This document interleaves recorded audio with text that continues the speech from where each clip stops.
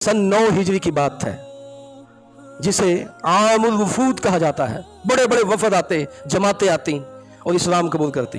लोग बाजमात दीन में दाखिल हो रहे थे।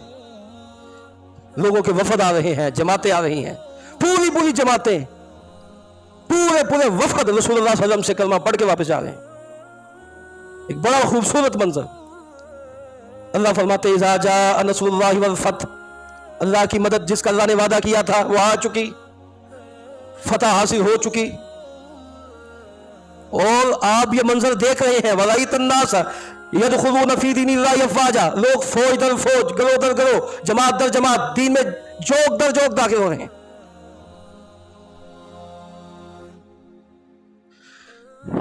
अब आपका ये काम है, अल्लाह ताला ने अपने पैगंबर को ये हुक्म दिया, फसब्बिह बिहम्दि रब्बिका वस्तगफिरहु इन्नहु कान तव्वाबा।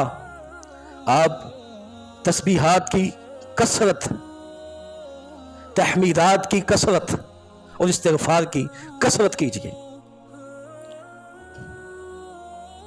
तस्बीह कीजिए, हमद कीजिए और इस्तिगफार कीजिए।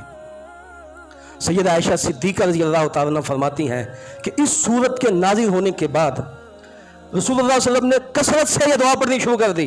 दुआ क्या थी? सुब्हानकल्लाहुम्मा रब्बना व बिहम्दिक अल्लाहुम्मा अग़फ़िरली। ये एक जामे दुआ है, इसमें तस्बीह भी, इसमें हमद भी और फिर इसमें इस्तिग़फ़ार भी। खाली तस्बीह, खाली तहमीद नहीं, बल्कि तस्बीह के साथ हमद, तस्बीह मा'a हमद।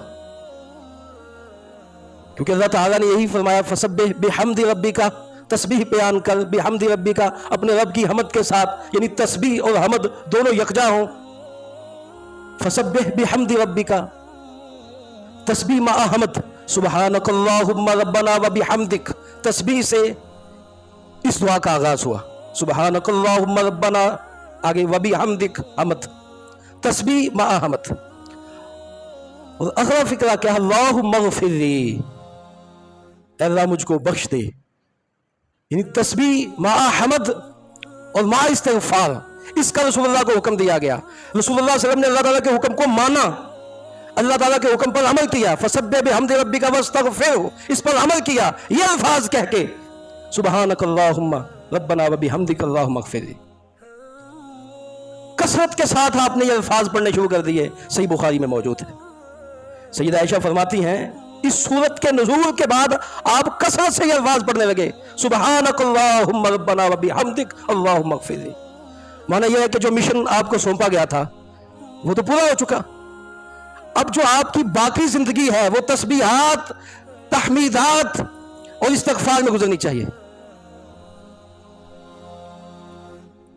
और ये आखिरत की बेहतरीन तैयारी है, बेहतरीन तैयारी है कि इंसान तस्बीहात, तहमीदात और फिर इसके साथ साथ इस्तिग़फ़ार की कसरत इख्तियार करे।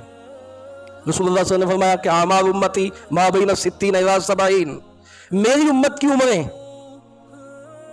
60 से 70 के दरमियान में होंगी। बहुत कम लोग ऐसे होंगे जो 70 साल से मुतजाविज होंगे। फिर एक हदीस में है, आपने बोला कि उस शख्स का कोई उज़र नहीं चलेगा, बुखारी में है, कोई उज़र नहीं चलेगा, कोई हीरा बहाना नहीं चलेगा। मन बलगहु 60 सना, जिसे अल्लाह ने 60 साल उम्र दे दी। 60 साल के बाद की उम्र तैयारी की उम्र है। 60 साल के बाद तैयारी शुरू हो जानी चाहिए। तैयारी तो सारी जिंदगी जारी रहनी चाहिए, लेकिन यह खास उम्र ऐसी है जिसमें तैयारी होनी चाहिए। और वो तैयारी कैसी होनी चाहिए? तस्बीहात, मा'a तहमीदात की कसरत, इस्तिग़फ़ार की कसरत। फसब्बिह बिहम्दि रब्बिका वस्तगफिरहु इन्नहु कान तव्वाबा। इसका मतलब यह नहीं है कि रसूलुल्लाह सल्लल्लाहु अलैहि वसल्लम ने आखिरी उम्र में तस्बीह शुरू की और हमद शुरू की या इस्तिग़फ़ार शुरू किया, नहीं। उससे पहले भी रसूलुल्लाह सल्लल्लाहु अलैहि वसल्लम तस्बीह करते थे, हमद करते थे, इस्तिग़फ़ार करते थे, लेकिन यह खास हुक्म दिया गया कि आप ज्यादा कीजिए, अपने शब रोज इसी मकसद के लिए वक़फ़ कर दीजिए। इन्नहु लयुग़ानु अला क़ल्बी, रसूलुल्लाह सल्लल्लाहु अलैहि वसल्लम का दिल सब लोगों के दिलों से मुसफ़्फ़ा और मुजल्ला था, لیکن فرمایا کہ میرے دل پر بھی کبھی کبھار غبار آ جاتا ہے. صاف دل، حسد سے، بغض سے، کینے سے، دوغے پن سے، نفرت سے، ہر چیز سے پاک. لیکن رسول اللہ صلی اللہ علیہ وسلم کے دل پر غبار کیسے آ جاتا؟ فرمایا انہ لیغان علی قلبی، میرے دل پر بھی کبھی کبھی غبار آ جاتا ہے، میں اس غبار کو محسوس کرتا ہوں.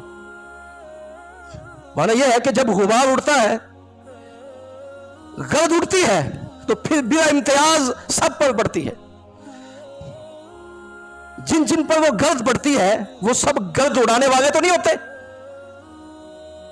ایک ماحول میں، معاشرے میں جب گرد اڑتی ہے، غبار اڑتا ہے، وہ سب پر ڈرتا ہے. فرمایا مجھ پر بھی کبھی کبھی غبار پڑ جاتا ہے، میرے دل پر بھی کبھی غبار آ جاتا ہے.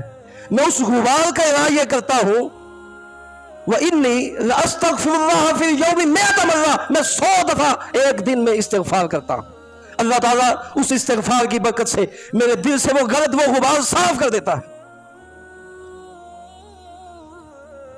اس کا مطلب یہ ہے کہ رسول اللہ صلی اللہ علیہ وسلم عام ایام زندگی میں 100 مرتبہ تو استغفار کرتے ہی تھے، یہ تو آپ نے بیان کر دیا. لیکن اس کے علاوہ رسول اللہ صلی اللہ علیہ وسلم استغفار کتنا کرتے تھے جس کی کوئی تعداد متعین نہیں. انہ لیغان علی قلبی وانی لاستغفر اللہ فی اليوم 100 مرہ. آپ کی عام زندگی میں یہ کیفیت تھی. جب یہ صورت نازل ہوئی فسبح بحمد ربک واستغفرہ انہ کان توابا، سوچو اور غور کرو کہ رحمت کائنات صلی اللہ علیہ وسلم کی کیا حالت ہوگی. آپ نے کس قدر تسبیحات اور تحمیدات اور استغفار میں کثرت کی ہوگی.